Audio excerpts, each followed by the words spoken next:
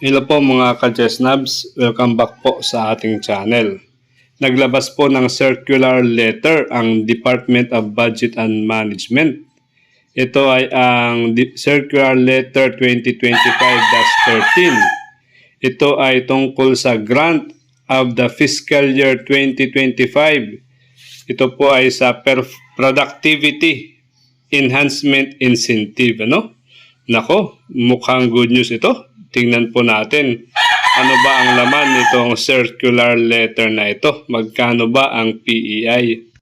Ito, mayroon pa itong background na sabi dito yung AO number 25 series of 2011 provided for the establishment of the results-based performance management system across all agencies within the executive branch, which shall be used as basis for determining entitlement to performance-based allowances, incentives, or compensation of government personnel.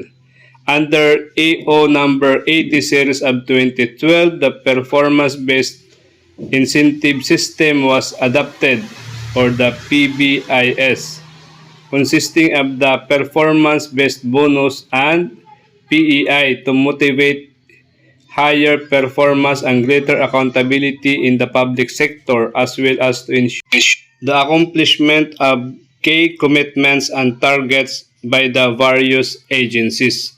However, the implementation of the RPMS and PBIS was suspended with issuance of AO number 61 in June 2024. Thereupon, a technical working group was constituted to review the RBPMS and the PBIS with the purpose of streamlining and improving the government performance management and incentive system.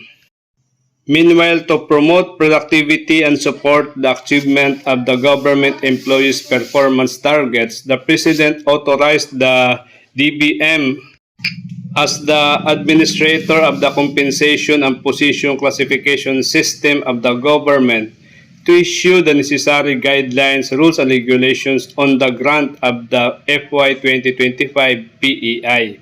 Rationale: the grant of PEI is aligned with one of the governing principles of Congress Joint Resolution number 4 series of 2009 that a performance-based incentive scheme which integrates personnel and organizational personnel shall be established to reward exemplary civil servants and well-performing public institutions. Notably, the PEI is one of the incentives under the Total Compensation Framework, which was established under the Congress GR number 4 series of 2009, that may be granted to government employees as a reward for the exceeding agency and financial performance targets and to motivate the employee efforts toward higher productivity.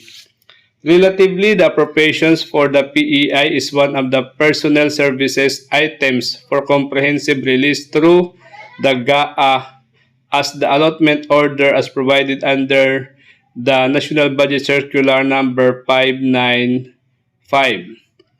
Grant of the FY 2025 PEI. Ito yung masaya.